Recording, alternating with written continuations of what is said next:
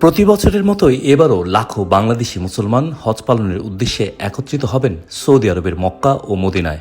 এবারের হজযাত্রাকে সুষ্ঠু ও নিরাপদ করতে নানা উদ্যোগ ঘোষণা করেছে সৌদি সরকার।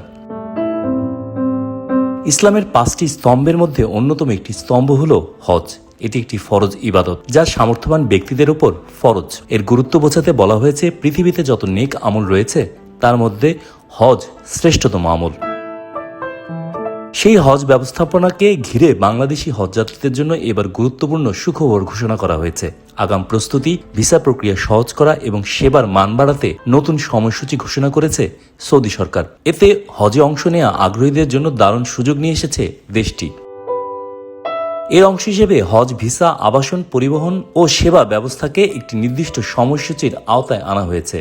এতে বাংলাদেশ সহ বিভিন্ন দেশের হজযাত্রীদের জন্য জটিল সব প্রক্রিয়াও আরও সুসংগঠিত এবং সহজ হবে বলে ধারণা করা হচ্ছে। এই ঘোষণার সবচেয়ে বড় সুখবর হল 2026 সালের হজ মৌসুমের ভিসা ইস্যু শুরু হচ্ছে 8 ফেব্রুয়ারি থেকে। সৌদি আরবের হজ ও ওমরা বিষয়ক মন্ত্রণালয় জানিয়েছে, বিগত বছরগুলোর তুলনায় এবার অনেক ভিসা কার্যক্রম শুরু হচ্ছে, যার কারণে হজযাত্রীরা তাদের প্রস্তুতির জন্য বাড়তি সময় পাবেন। সৌদি মন্ত্রণালয় জানিয়েছে, আরবি হিজরি বর্ষপঞ্জির সফর মাসের শুরুতেই নুসুক মাসার নামের ডিজিটাল প্ল্যাটফর্মের মাধ্যমে হজের পবিত্র স্থানগুলোর ক্যাপ সংক্রান্ত বিষয়ের বিস্তারিত তথ্যের অ্যাক্সেস দেওয়া হয়েছে। এতে অংশগ্রহণকারী দেশগুলো পরিকল্পনা, পর্যালোচনা ও সমন্বয়ের জন্য অতিরিক্ত সময় পাচ্ছে। ফলে হজ ব্যবস্থাপনায় শৃঙ্খলা ও স্বচ্ছতা বাড়বে।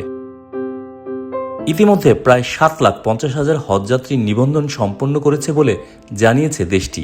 এছাড়াও আন্তর্জাতিক হজযাত্রীদের জন্য পবিত্র স্থানগুলোতে ক্যাম্প বরাদ্দ এবং নুসুক প্ল্যাটফর্মের মাধ্যমে আবাসন চুক্তিও চূড়ান্ত করা হয়েছে। এতে তাদের বুকিং সংক্রান্ত জটিলতা কমবে বলে জানিয়েছে সৌদি সরকার।